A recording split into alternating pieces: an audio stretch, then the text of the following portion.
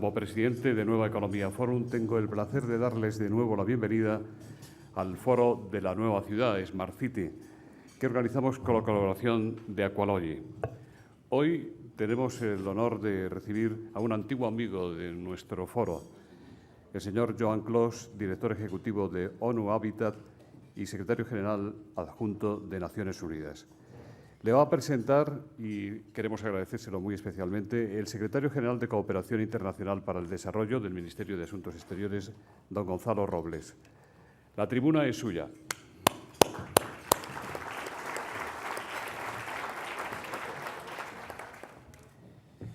Pues buenos días a todos. Muchas gracias, como siempre, al foro por la amabilidad de haberme pedido, como Joan Clos, la presentación.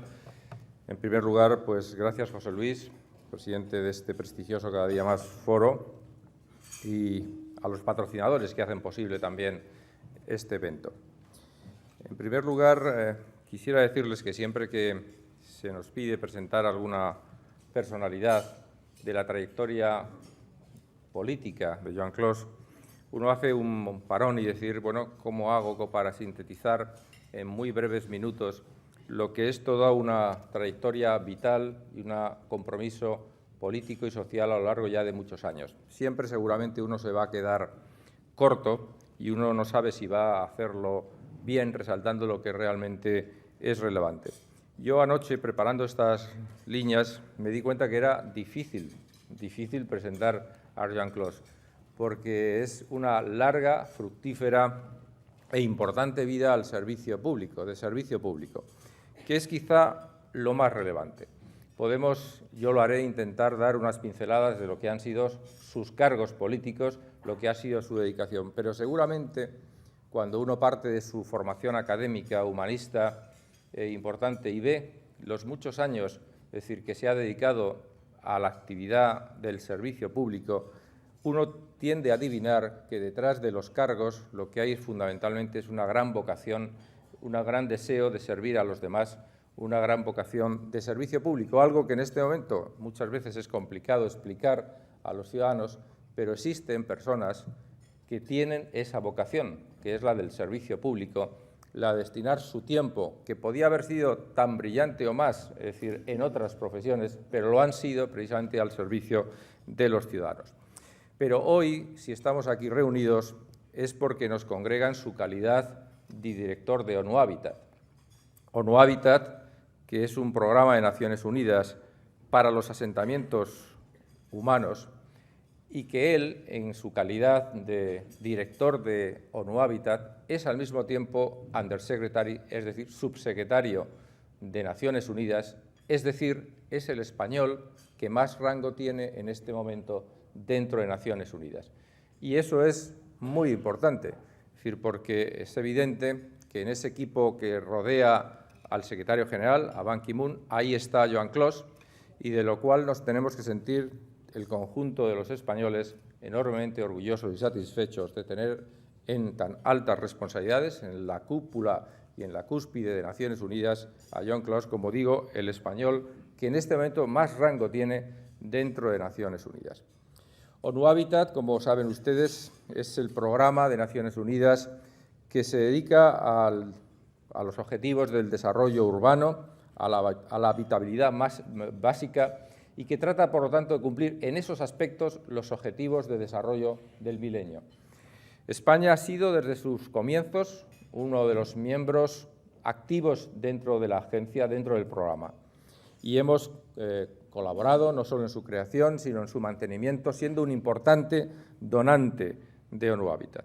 Y muy específicamente porque hay cosas que están muy entroncadas con precisamente cuestiones básicas de la cooperación española.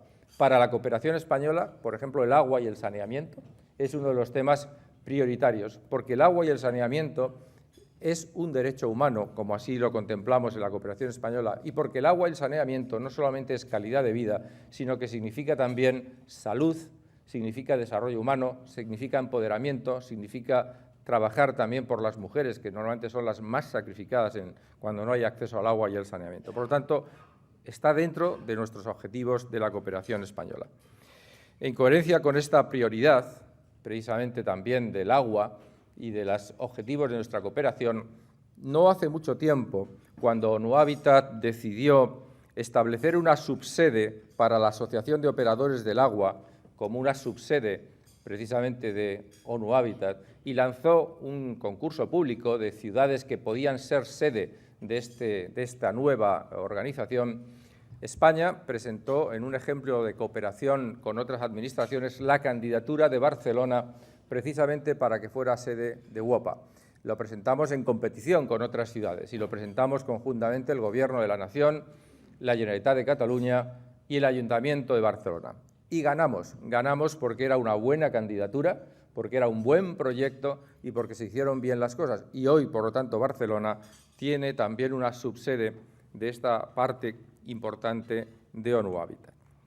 Pero volviendo a las muchas actividades que ha tenido a lo largo de su trayectoria, permítame decir que Joan Clos ha sido embajador en Turquía, de allí llegó a Naciones Unidas, ha sido ministro de Industria, Turismo y Comercio, pero quiero destacar muy especialmente que en el año 1983 entró como concejal en el Ayuntamiento de Barcelona y tengo la impresión de que esa larga y fructífera carrera municipalista ha marcado muy especialmente su vida, porque en el año 1983 empezó su carrera municipal y alcanzó la alcaldía de Barcelona en el año 1997. Pero entre medias, en todo ese largo periodo, sucedieron muchas cosas en Barcelona: los Juegos Olímpicos, el Foro Universal de las Culturas, la transformación de la ciudad. Por lo tanto, yo creo que ha sido testigo, sin lugar a dudas, no solo testigo, sino actor, sin lugar a dudas, de una etapa indiscutiblemente fructífera en la ciudad de Barcelona. Ha sido también, en ese periodo de tiempo, presidente de Metrópolis, la Asociación Mundial de las Grandes Ciudades, presidente del Comité Asesor de las Autoridades Locales de las Naciones Unidas y miembro del Comité de las Regiones Europeas. Como verán ustedes, todo indica que cuando ha llegado a Naciones Unidas se sabía la materia, se sabía muy bien la materia de la que tenía que dedicarse en el futuro en Naciones Unidas. Una gran vocación por la ciudad, por los asentamientos urbanos, por los problemas de las personas vinculados precisamente a la ciudad. Ha sido, por lo tanto, como digo, una trayectoria que le ha llevado coherentemente a ocupar el puesto que en este momento tiene. Vamos a escuchar a Joan Clos en este momento, que es realmente a quien venimos a escuchar, en un momento que además es especialmente importante en la agenda internacional. Estamos terminando lo que llamamos los Objetivos de Desarrollo del Milenio. Nos queda muy poco tiempo ya para rendir cuentas. De hecho, este año, en la Asamblea de septiembre, habrá un rendimiento de cuentas de cómo se están cumpliendo esos Objetivos de Desarrollo del Milenio. Pero Naciones Unidas, además, ha lanzado un proyecto en este momento que es ya el post-2015, cómo vamos a afrontar precisamente después de 2015 la comunidad internacional en su conjunto ese reto de acabar con la pobreza extrema, de luchar por los objetivos sociales básicos, por el acceso universal a los objetivos que queremos y, por lo tanto, la comunidad internacional tendrá que renovar de la mano de Naciones Unidas ese compromiso. Seguro que de todo esto, con mucha más autoridad y conocimiento que yo, les hablará Joan Clos. Muchas gracias, Joan, por tu presencia.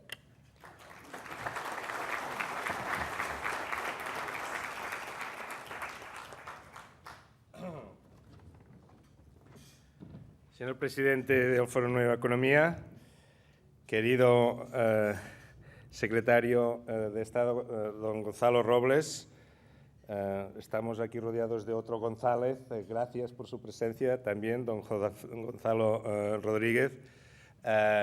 Queridos amigos y amigas, es un honor para mí estar aquí con ustedes y agradezco muy especialmente al Círculo Nueva Economía y al secretario de Estado que me hayan presentado, porque, como ha dicho el presidente, aquí he estado en unas cuantas ocasiones, tanto como en mi condición de alcalde de Barcelona como en mi condición de ministro de Industria, y ahora me complace mucho estarlo en mi condición de alto representante de Naciones Unidas.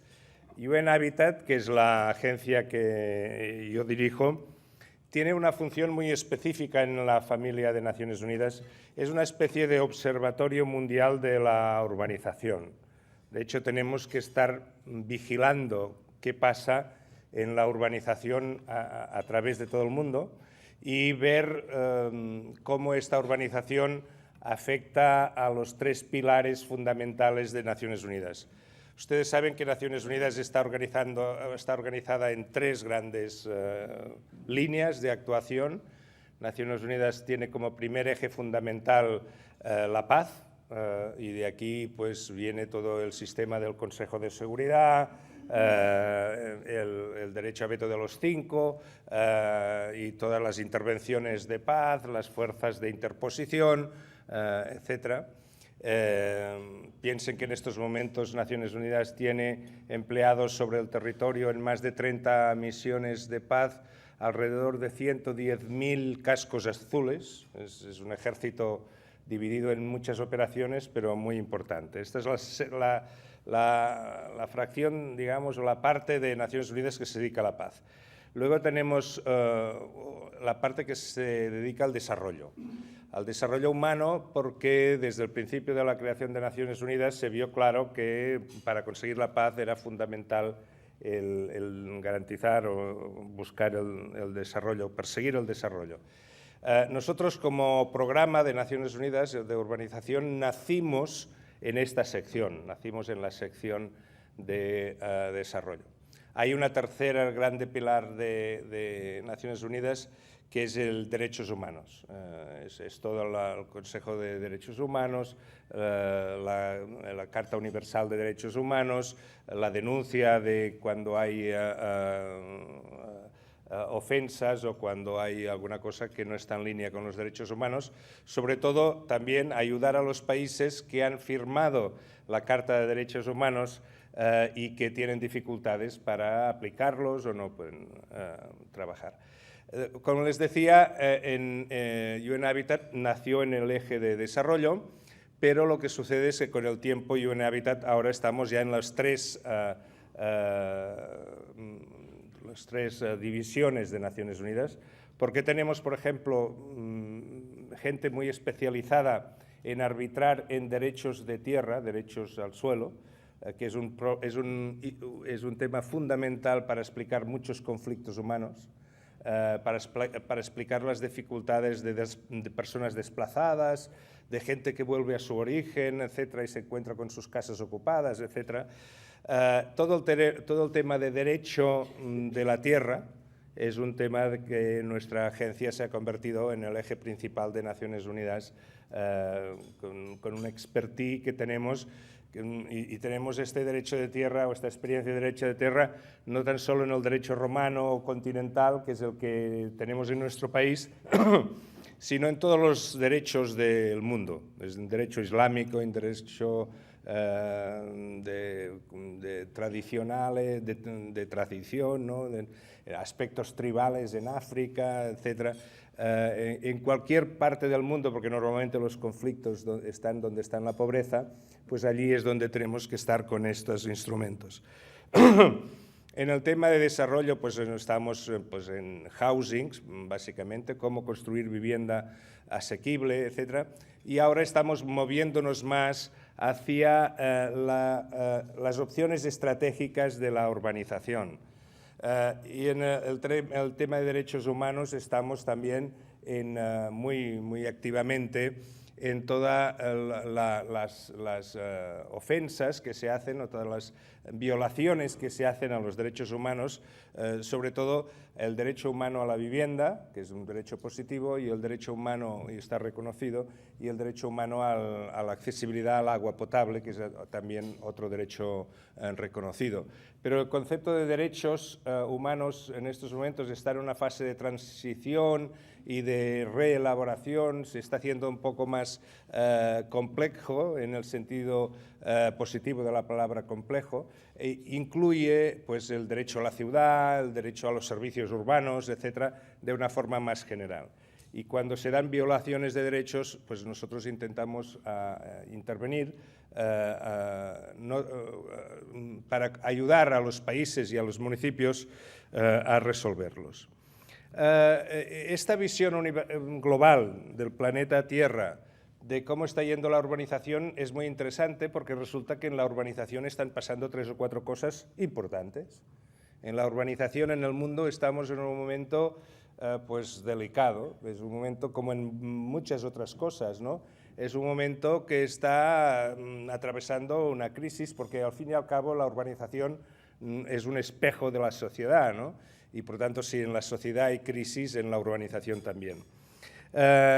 Partimos de la base fundamental que, como ustedes saben, es que la población mundial está creciendo a ritmos espectaculares. Este año hemos sobrepasado el listón de 7.000 millones de habitantes en la Tierra, 7.000 millones de humanos, y decíamos hasta ayer que seríamos 9.000 millones, es decir, que incrementaríamos 2.000 millones más en 30 años, 32 años. Pero se hicieron unas revisiones, se han hecho unas revisiones, se han refinado los cálculos con los últimos datos y ya no seremos 9, seremos 9.500 millones en 32 años. Es decir, que la previsión de la población mundial no tan solo no se ha estabilizado aún, sino que continúa creciendo. Es decir, que tenemos 9.000 millones y medio de gente, vamos a ser alrededor de los años entre el 2050, poco más o menos. Este año hemos superado también el dintel del 50% de la población mundial urbanizada. La mitad de los 7.000 millones estamos urbanizados, somos urbanitas. 3.500 millones de personas del mundo ya viven en ciudades. Y esta evolución de la urbanización es una urbanización muy interesante, porque ¿sabrían decirme ustedes cuál era el porcentaje de la población mundial que estaba urbanizada a principios del siglo XIX? ¿Alguien tiene una idea de cuánta gente estaba urbanizada a principios del siglo XIX? ¿Qué porcentaje? Si ahora somos el 50%, a principios del XIX, ya le respondo, era el 2%. Solo el 2% de la población mundial estaba urbanizada a principios del XIX. El poder ya era urbano, pero la población era rural. A principios del siglo XX, en el que hemos vivido la mayor parte de nuestras vidas todos los aquí presentes, a principios del siglo XX la población mundial era urbanizada era 10%. Pasamos del 2 al 10 en un siglo, pero es que del siglo XX a principios del siglo XXI hemos pasado al 50%. 2, 10, 50. Y vamos a llevar antes de finales de este siglo al tope máximo de urbanización, que suele estar siempre alrededor de 82, 85, depende. Es decir, que el mundo se ha urbanizado y se está urbanizando y, en fin. La población urbana mundial es de 3.500 millones, como les decía, pero como que la población va a crecer y la urbanización va a crecer, el número de gente que va a vivir en las ciudades va a ser el doble que el actual. Es decir, vamos a llegar casi a 7.000 millones de habitantes viviendo en las ciudades. Esto lo digo para los que sois de los sectores de inversión, energía, transporte, construcción, etcétera. Tenéis que tener en cuenta que en los próximos 35 o 40 años la población mundial va a doblarse, la población urbana mundial va a doblarse en 35 años. Esto representa, desde el punto de vista económico, político y social, una transformación nunca vista, claro, porque nunca hemos sido 7.000 millones de habitantes en el anterior, nunca hemos sido 9.000 millones, nunca. Cada cosa que hacemos en esta dirección es nueva, no tenemos experiencia previa de esta urbanización. El tema de que la gente se vaya de las zonas rurales a las ciudades es un tema que para nosotros ya no tiene ya es casi una cosa normal, ya lo hemos vivido, ¿no? De hecho ya no fuimos nosotros quien hizo la transición, sino que fueron nuestros padres, nuestros abuelos o los bisabuelos, y por lo tanto no sabemos percibir el trauma humano que representa moverse del campo a la ciudad. Pero de haberlo, haylo. En trauma humano lo hay en el hecho de pasar de la zona urbana, de la zona rural a la urbana, porque son dos mundos totalmente diferentes y además tienes que cambiar tu modo de ser. No te puedes comportar igual en la ciudad que en el campo, ¿no? Yo me acuerdo que siendo teniente de alcalde teníamos en Barcelona unas viviendas sociales que había parte de ellas que estaban ocupadas por gitanos en la mina, al lado donde se hizo el Foro Universal de las Culturas, y se construyeron aquellos edificios, etcétera, y luego llegaron los primeros residentes y vimos a uno que estaba empeñado con subir el burro al 5.º piso, porque dice, bueno, ¿dónde voy a dejar el burro yo?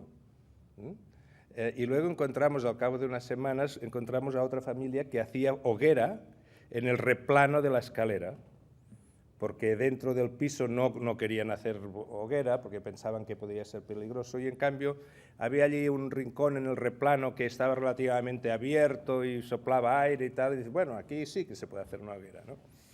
Por tanto, esto de moverse de la zona urbana a la zona rural es muy...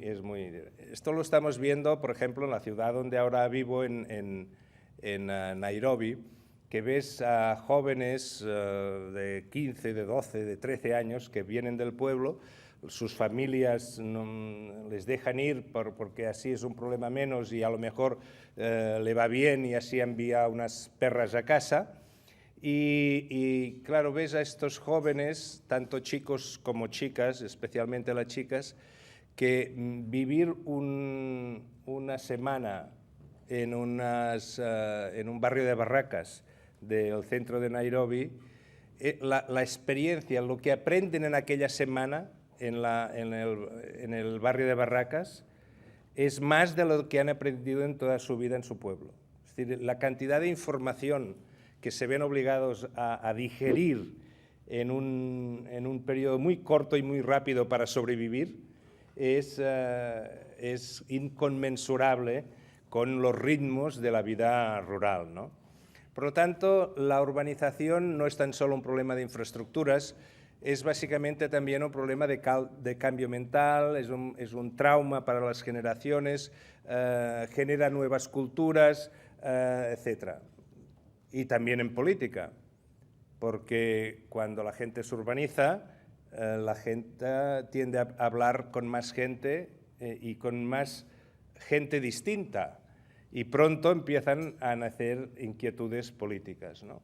Y entonces resulta pues, que la urbanización acelerada con grandes masas de población, si encima son jóvenes, esto se convierte desde el punto de vista político en un terreno extremadamente abonado para la queja, la autoexpresión, el deseo de transformar la sociedad, etcétera, etcétera. La primavera árabe sería un ejemplo, pero en fin, muchas... Esto es un tema que no se acaba aquí, ¿eh? Hemos visto ahora cómo está funcionando la crisis de Estambul, o estamos viendo Brasil, las manifestaciones en la calle. Es decir, que estos procesos de urbanización muy acelerada son muy importantes. Y si además le añadimos otro tema, ¿no?, que es el tema demográfico. Estas poblaciones que crecen tan rápidamente tienden a ser de edad media muy baja. Ustedes saben cuál es la edad media de nuestro país, ¿no? Nosotros, la edad media de España en estos momentos es 42 años. La edad media de Subsáhara, de 800 millones de habitantes que habitan en el Subsáhara, la edad media de Subsáhara, ¿qué dirían que es? 18 años. Es decir, que la mitad de la población tiene menos de 18 años. Yo voy por los slums y por los barrios de barracas. Barrios quiere decir poblaciones de 500.000 de habitantes, ¿eh? Son ciudades dentro de las ciudades, donde la mayor parte de la población son de 12, 13, 14, 15 años. Esto es lo normal.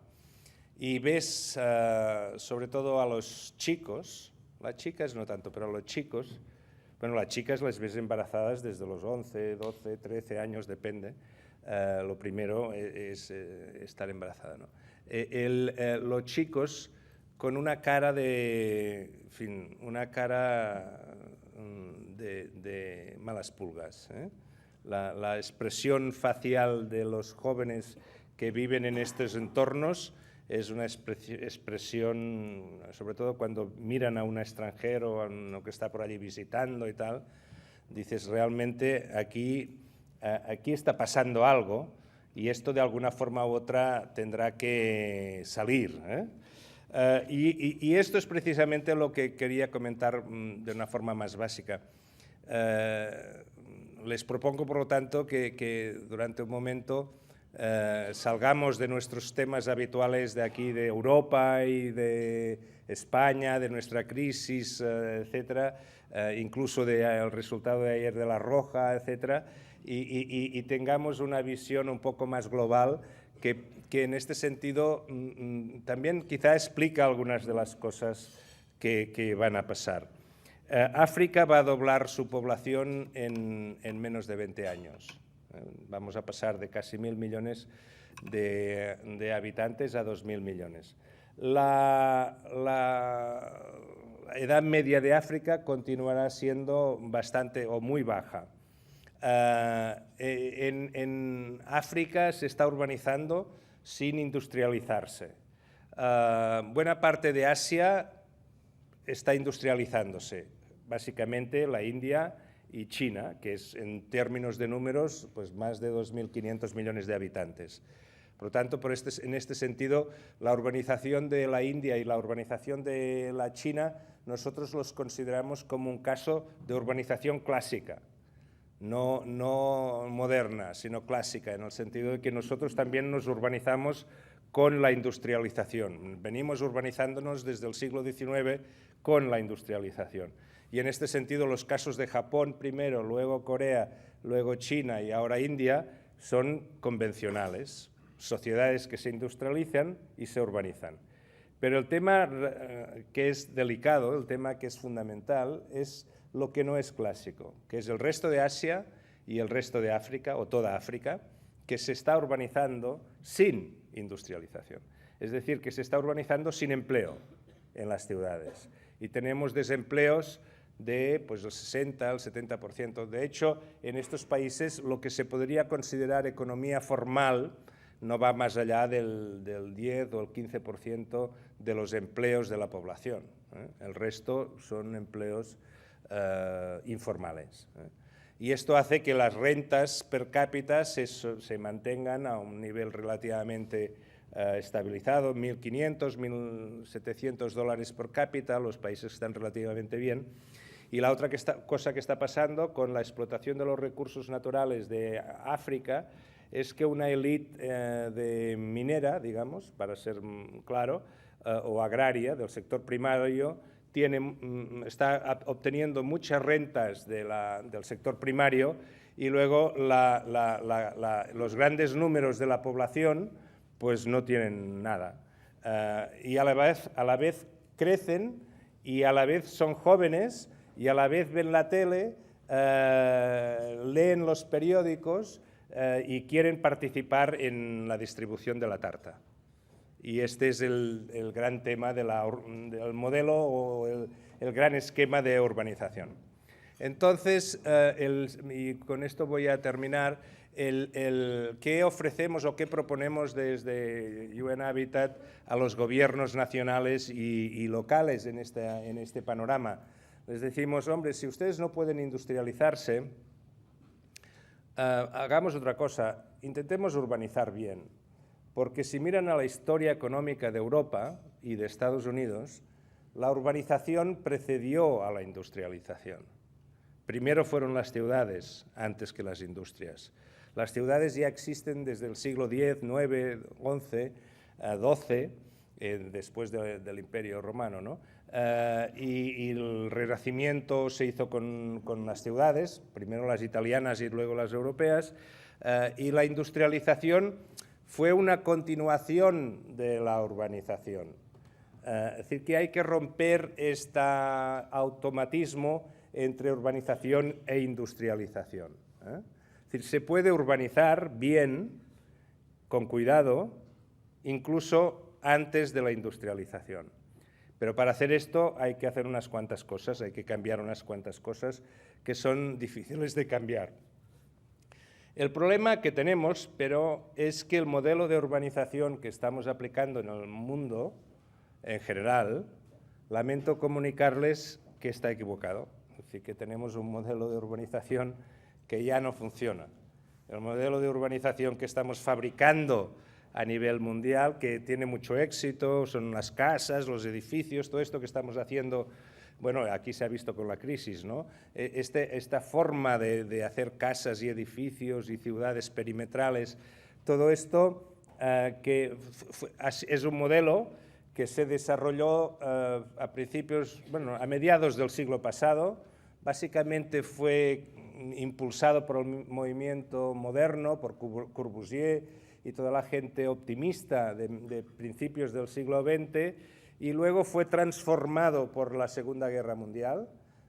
Después de la Segunda Guerra Mundial, el movimiento urbano moderno se industrializó, y la suma del movimiento urbano moderno de Corbusier más la industrialización de la Segunda Guerra Mundial ha dado el modelo internacional, que es este modelo que tenemos de hacer casas ahora, que son estos edificios altos, en fin, la torre en el jardín, etc. Este modelo de urbanización, que ha funcionado en el siglo XX mientras la energía era barata, ahora en el siglo XXI ya no funciona. Y el problema es que aún no nos hemos dado cuenta. El problema es que aún fabricamos esta clase de ciudad. Aún no hemos cambiado a una nueva forma de ciudad, que tendrá que ser, por razones estrictamente de sentido común, no tanto ideológicas, sino de sentido común, tendrá que ser una ciudad un poquito más compacta.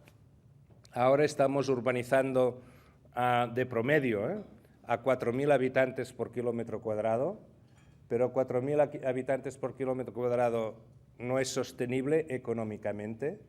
La dotación de servicios urbanos es demasiado cara para solo 4.000 habitantes por kilómetro cuadrado.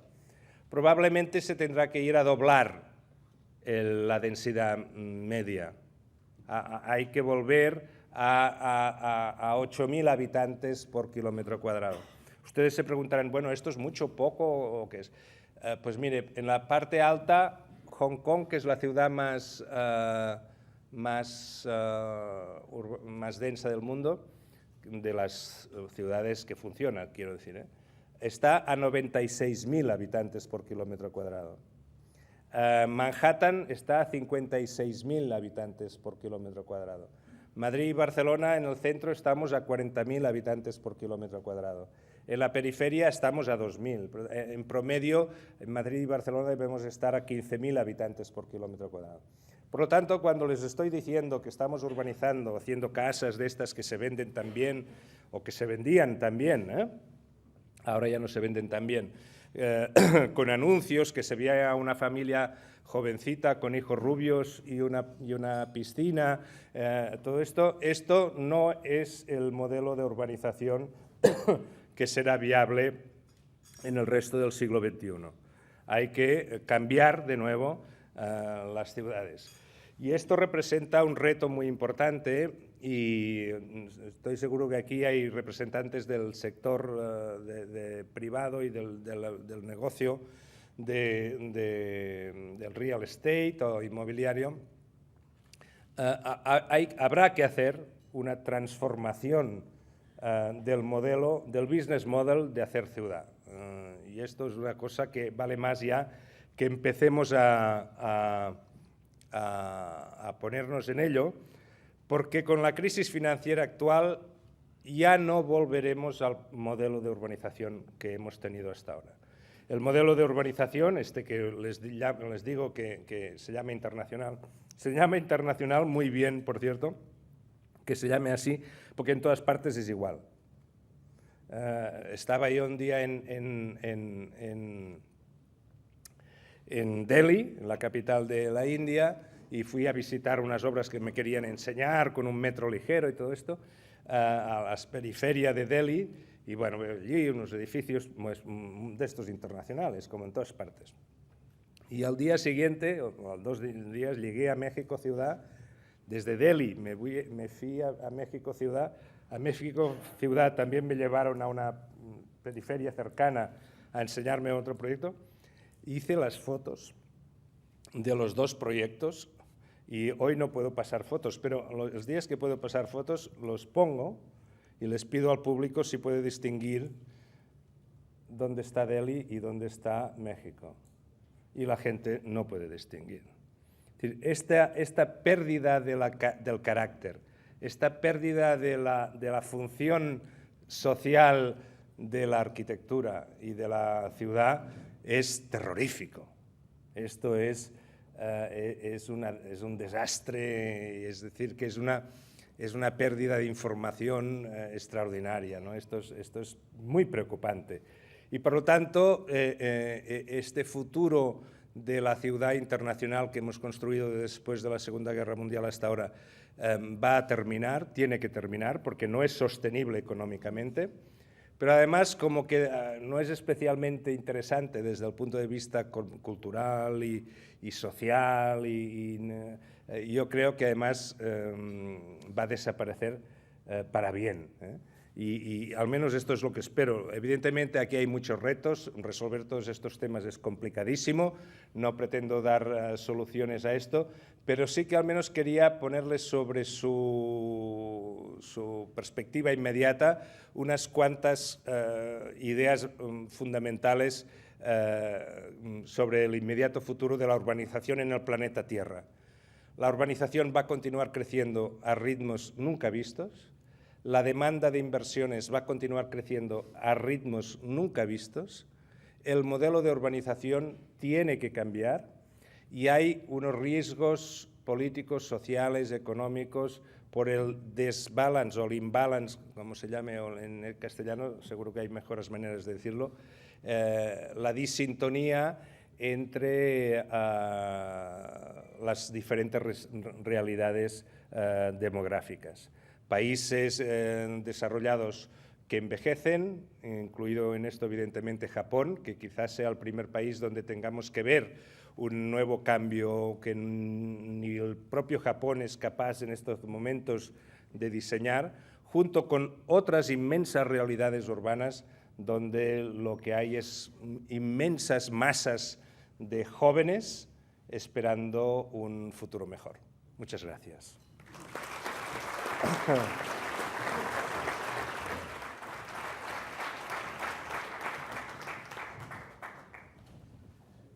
Muchas gracias, señor Clos. Muchas gracias, señor Robles, por la presentación. Hay muchas preguntas y antes de empezar me gustaría rogarle que las respuestas sean lo más breves posibles para que haya un mayor número de oportunidades. Amparo Valencia le pregunta qué medidas de planificación urbana deberían adoptarse para frenar el boom del chabolismo en el mundo, especialmente en el África subsahariana y en América Latina, pero también en España. Carlos Combarros dice, usted ha dicho que la urbanización debe ser un motor para la innovación y en este sentido puede destacarse que una empresa española del grupo Asignia ha patentado una revolucionaria tecnología propia para fabricar viviendas sociales a coste muy competitivo. ¿De qué modo ONU Habitat puede ayudar en la extensión de esta tecnología española aplicándola a sus programas en áreas pobres como África? Muchas gracias. Vamos por la primera. Cuando ya te vas poniendo canas, intentas buscar soluciones que no sean demasiado difíciles de aplicar, ¿no? En el tema del chabolismo tenemos un problema muy grave porque el chabolismo en estos momentos hay 800 millones de habitantes que viven en chabolas y van a crecer. Ya sabemos que esto llegará a los 1.000 millones, no va a parar el incremento del chabolismo. No va a parar porque ya sabemos que los gobiernos municipales y nacionales de donde hay más chabolas hoy no pueden luchar contra este fenómeno. Y como que hoy no pueden luchar contra este fenómeno y la población continúa creciendo, pues tan solo, incluso si algún día tomasen la decisión de vamos a hacer algo realmente importante, el efecto de inercia del chabolismo continuaría. Por lo tanto, en el tema del chabolismo, lo que tenemos que hacer es mirar lo que se ha hecho en el pasado y que ha servido. Y se han hecho cosas en el pasado que han funcionado bien y han servido, ¿no? El problema es que muchas veces tendemos a mirar la urbanización como si fuese una cosa estática. Y la urbanización, la ciudad, es un organismo vivo que evoluciona con el tiempo. ¿Y quién luchó más eficazmente contra la urbanización? Contra el chabolismo. Pues Europa. Europa en el siglo XIX fue el continente que sufrió la urbanización más acelerada y que a la misma vez, como hubo las revoluciones del siglo XVIII, empezando por las liberales en España, luego la revolución de París, la Comuna de París, y luego las inquietudes políticas de la tercera parte del siglo XIX, la gente tuvo que tomar medidas. Y de esta época son los famosos ensanches de las ciudades europeas. Si ustedes van a Ámsterdam, ustedes van a París, van a Londres, van a cualquier parte del mundo europeo, Viena, verán los ensanches que se planificaron ante la masiva llegada de población a las ciudades. Por lo tanto, ¿qué hay que hacer en las ciudades donde hay ahora? Nosotros lo que proponemos es que se hagan ensanches planificados, al igual como se hizo en el pasado en otras ciudades del mundo, cuando tuvieron la necesidad de responder a un modelo de urbanización rápida. Por lo tanto, a la primera pregunta, mi respuesta es lo que nosotros llamamos Planned City Extensions, o ensanches planificados, pero de tamaño masivo. El problema es que se hacen ensanches como si fuesen pequeñas intervenciones de 200 casas y tal, y así no es como se hicieron los ensanches de Viena, los ensanches de Ámsterdam o de Rotterdam o de las grandes ciudades industriales. Los ensanches, o en Madrid, los ensanches que se hicieron fueron masivos, porque el tamaño importa. Solo se rompen las posiciones monopolistas del dominio del suelo si la cantidad de oferta es masiva. Y si la cantidad de oferta no es masiva, no se produce alteración de los precios y no se atiende al problema que representa el chabolismo, que es que a la chabola va la gente pobre. Por lo tanto, lo que primero que tienes que conseguir es que se vaya produciendo una mezcla donde la vivienda asequible se generalice, y esto es lo que se consiguió en Europa con los ensanches. La segunda pregunta es sobre la tecnología. ¿Podemos resolver con tecnología los problemas de la demanda? Bueno, sí, seguramente que sí, ¿eh?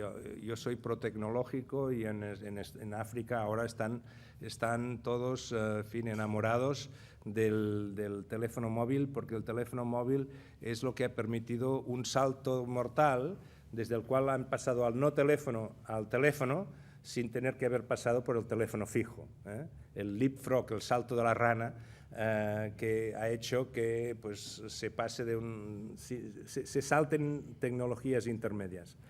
Tecnologías, sí. Ahora bien, cum grano salis también, hay que aplicar un poco de sentido común.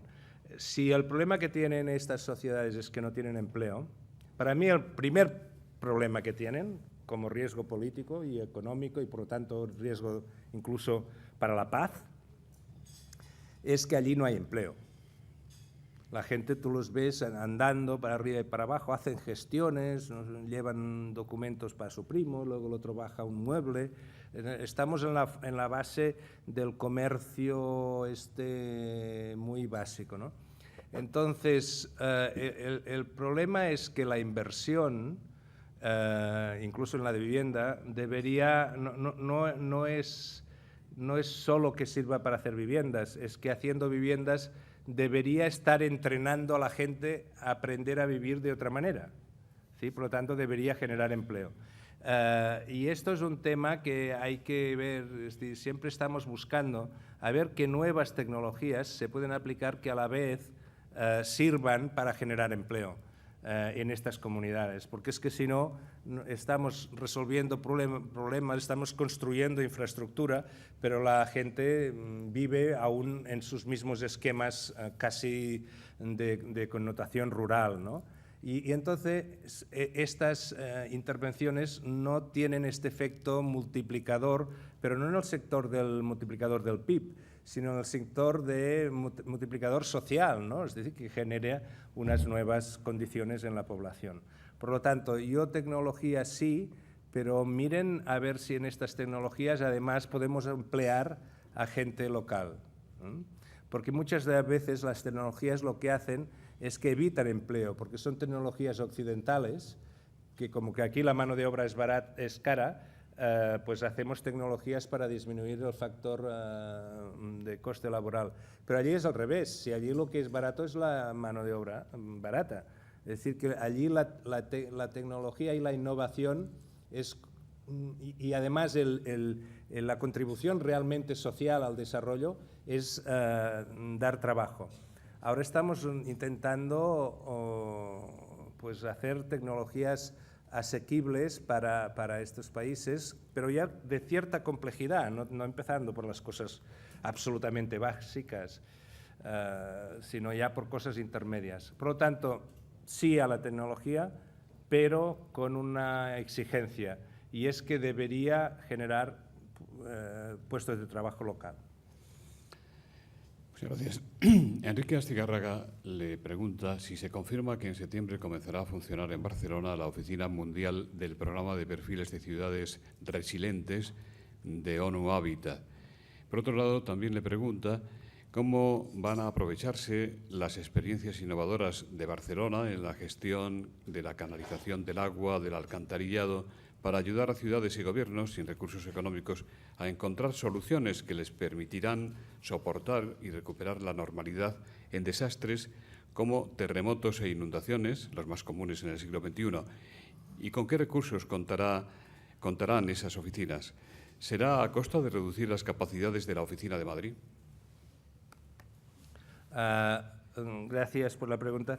El tema de la resilience, que es este nombre terrible, ¿no? Porque lo traducimos también inventando casi con neologismos, ¿no?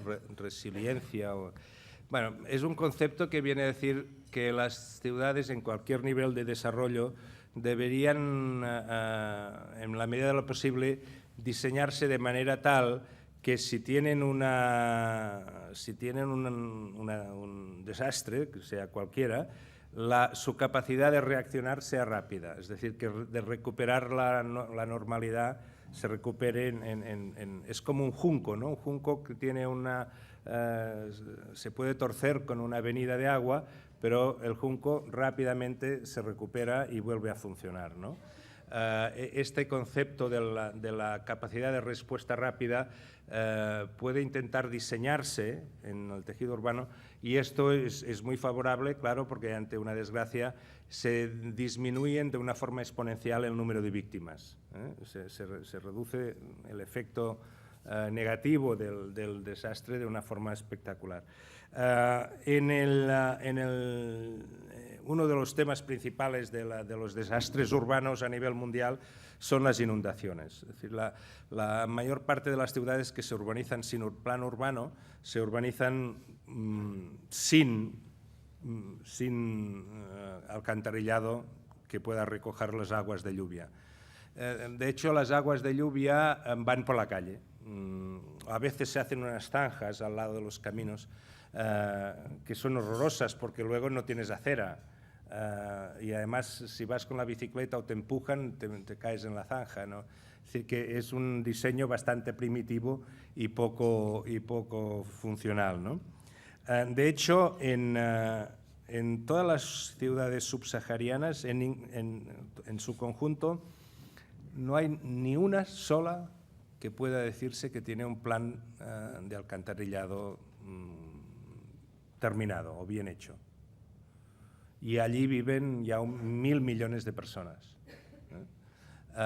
Esto es una cosa complejísima, ¿no? Y no tiene que ver con la tecnología del alcantarillado, porque la tecnología del alcantarillado, como saben ustedes, no es una high-tech. Tiene que ver con otra cosa. Por ejemplo, en los objetivos del milenio tenemos uno que es el del agua y saneamiento.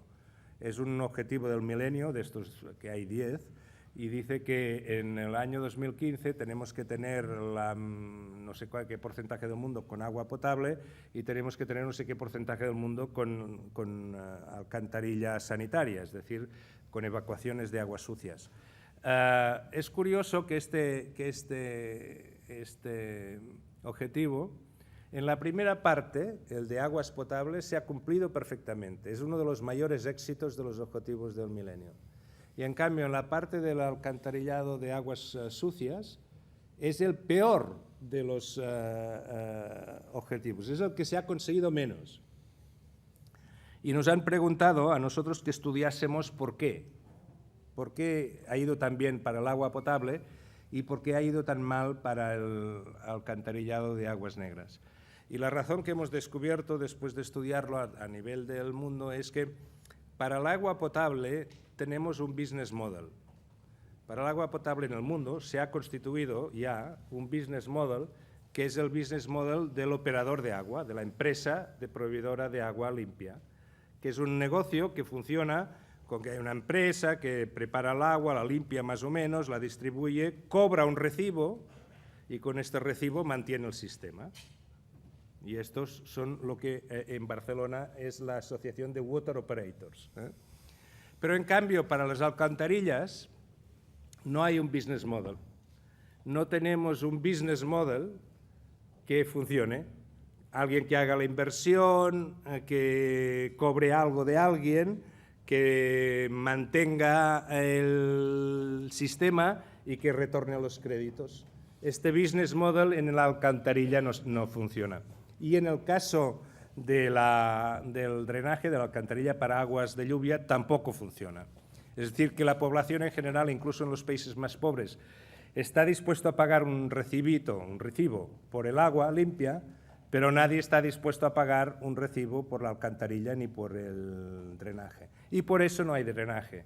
A veces la cooperación bien intencionada te dice: quiero hacer un drenaje. Yo he visto drenajes de alcantarillas, 70 millones de dólares, hacer allí unas alcantarillas súper modernas. Claro, venimos los de la cooperación multinacional, los occidentales, les hacemos alcantarilla con técnica moderna y tal, le ponemos plástico, acero, no sé dónde, tal. Pero lo primero que pasa es que por la noche van y se llevan todo lo que vale 5 céntimos, es decir, destrozan el tal. Nadie hace funcionar el sistema. Al cabo de 15 días, las bolsas de plástico colapsan el sistema y al cabo de 3 meses han desaparecido hasta las alcantarillas. El problema no es la alcantarilla, el problema es el sistema que hace funcionar a la alcantarilla. El problema no es la inversión en 70, 700 o 7.000 millones, sino el problema es en la creación de la capacidad para hacer sostenible esta clase de actividades. Por lo tanto, me decía, ¿qué podemos hacer o qué vamos a hacer en Barcelona con lo de la resilience, etcétera? Estamos, igual que en el caso de Water Operators, en la necesidad de convencer a estas ciudades, comunidades, a construir sistemas institucionales para gestionar los servicios urbanos básicos. Y esto es muy importante porque es una de las primeras lecciones que se aprenden en la ciudad, que hay que limpiar la calle, que hay que evacuar los residuos, y esto genera una sensación de vida en comunidad y también debería generar esta otra sensación de vida en comunidad, que es que todos debemos contribuir a mantener el sistema, a veces limpiando, a veces pagando el impuesto pertinente para que esto funcione. Y esto genera lazos institucionales entre los ciudadanos. Y esto forma parte del principio del proceso de la cultura urbana, ¿no?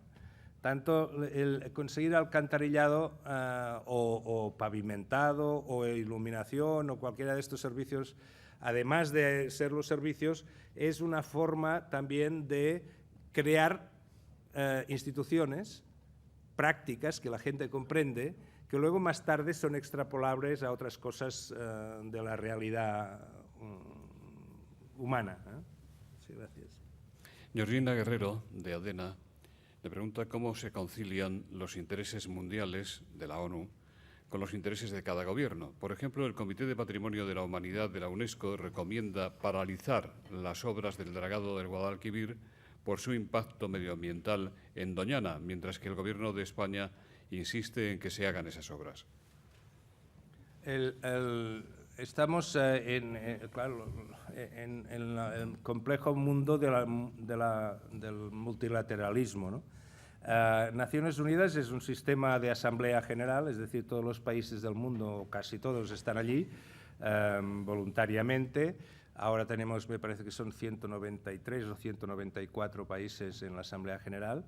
Me parece que solo hay 1 o 2 que no estén en la Asamblea General. Bueno, Naciones Unidas tiene un funcionamiento que tiene un alma partida, ¿no?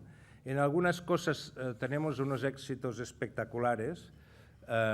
Por ejemplo, cuando estamos hablando de la distribución de las radiofrecuencias, los sistemas de no sé qué, de tráfico aéreo, todas estas cosas que son de varios países y que es muy fácilmente comprensible por todas partes de que hay un beneficio en atenderse a unas normas, a unas rules and regulations.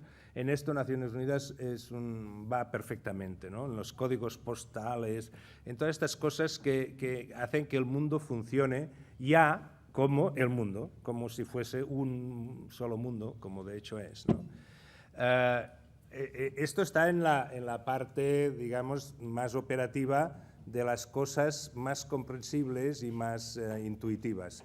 En el otro extremo pues están las relaciones de poder multilaterales, la asociación de los países, los intereses geoestratégicos, y aquí evidentemente Naciones Unidas no tiene la función de gobierno mundial y por lo tanto lo que se genera son procesos de diálogo o de consenso que a veces van rápido y a veces van lentos, ¿no?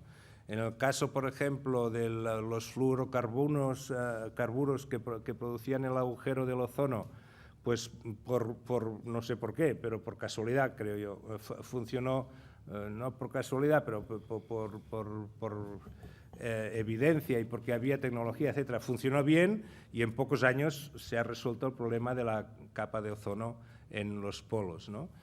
Y es un ejemplo clarísimo de una eficacia multilateral. En cambio, en la regulación de las emisiones de gases de efecto invernadero, el CO2 y todo esto, pues aquí no, aquí llevamos no sé cuántos años, el protocolo de Kioto, el no sé qué, la cumbre de Copenhague, el Río 1, el Río 2, y aún no hemos llegado a un acuerdo sobre la reducción de gases. Y no hemos llegado a un acuerdo. Y esto dice, ¿por culpa de quién?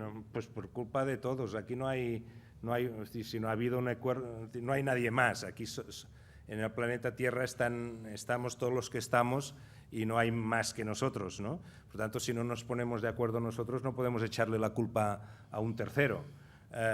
Y esto es la verdad, es que a nivel planetario, a nivel del planeta Tierra, aún no estamos de acuerdo sobre el tema de las emisiones de gases de efecto invernadero, que es un tema seguramente, que no sé, es un tema, según dicen nuestros científicos, que deberíamos creérnoslos, porque nos los creemos para casi todo, nos los creemos cuando vamos al médico, nos los creemos cuando subimos en el avión, nos los creemos en muchas cosas de nuestra vida, pero parece que en este tema del cambio climático no terminamos de hacer lo que nos dicen, ¿no? Era como aquel tiempo que la gente decían, ya se sabía que fumar era malo, pero bueno, esperemos, ¿no? Y se tardaron 40 años desde el descubrimiento de que el tabaco producía cáncer hasta que se han generalizado las medidas, ¿no? Seguramente ha habido una necesidad de un cambio de generación para poder aplicar estas medidas. En el caso del cambio climático, yo creo que estamos en la misma situación. Estamos tan contentos con el coche, con el sistema, con la luz, todo esto, la calefacción, la refrigeración, todo, la energía que consumimos, que dices, bueno, oye, mira, pero esto tiene el problema de que realmente el incremento de la temperatura del planeta es preocupante, ¿no?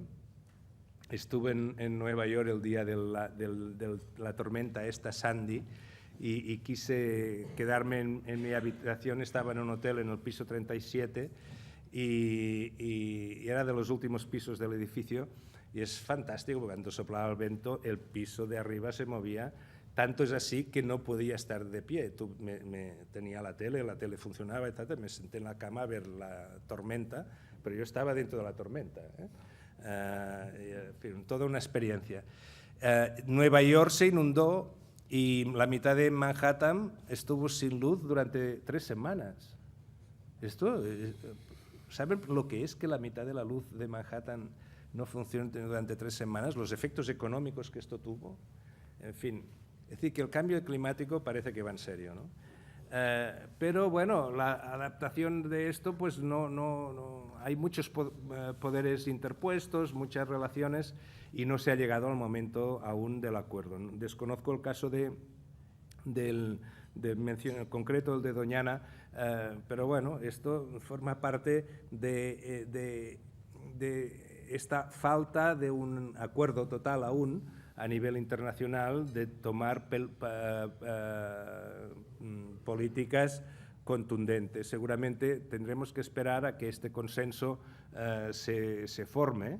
Insisto, porque nosotros, en Naciones Unidas, no podemos imponer resoluciones a la fuerza, porque no tenemos fuerza, no tenemos fuerza para interposición, pero solo fuerza para interposición cuando se nos pide por las naciones. Por lo tanto, no podemos intervenir a la fuerza en estos casos. No tenemos tiempo ya para más, lo siento. Carmen Cifuentes le hace esta pregunta. Usted fue alcalde de Barcelona. ¿Qué opina del proceso de independencia iniciado y del derecho a decidir? A título personal, ¿cree usted que el Gobierno del Estado debería permitir la consulta? Con la situación tan tensa como está, ¿cuál cree que podría ser el resultado? Yo estoy aquí representando a las Naciones Unidas, por lo tanto no puedo pretender que estoy aquí a título personal, ¿no? Por tanto, no puedo dar respuestas a título personal, por razón obvia. Yo creo que esto es un tema que es de vivísima actualidad política en España y que estoy seguro que tendrá que encontrar sus vías de resolución en el interior de la negociación de todas las fuerzas políticas que participan en el proceso, ¿no? Naciones Unidas ha sido muy activa en términos del derecho a la autodeterminación, pero lo fue para los temas del poscolonialismo. Es decir, la posición de Naciones Unidas se basa después de la aprobación de la Carta de Derechos Humanos y después de la resistencia a la descolonización, Naciones Unidas se manifestó unánimemente en su momento para las realidades coloniales de una forma a favor en este sentido. No creo que este sea el caso del que estamos hablando en estos momentos, ¿no?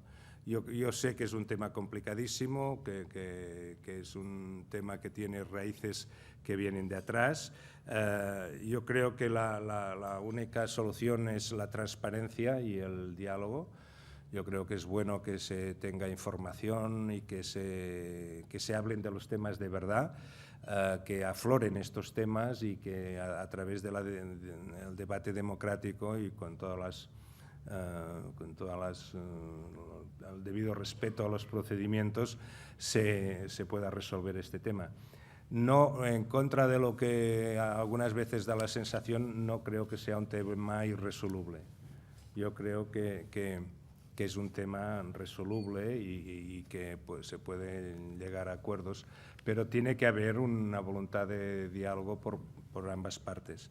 En Naciones Unidas nos toca torear con temas más complejos, bastante más dramáticos, con pérdida de... No quiero dramatizar, pero en fin, decir que yo creo que en nuestro país ha dado ejemplos de en la transición, de llegar a acuerdos importantísimos que parecían, solo 3 días antes de llegar al acuerdo, parecían imposibles, y que luego sí que fuimos capaces de llegar a estos acuerdos, ¿no?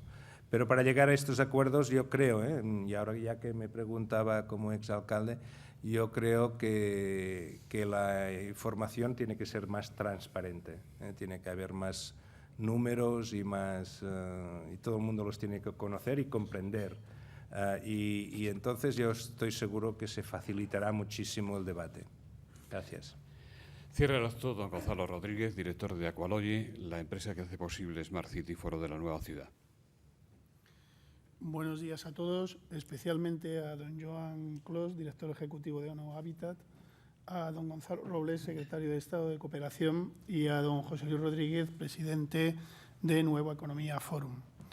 En nombre de Aqualogy, les agradezco a todos su presencia en este foro coloquio sobre la nueva ciudad.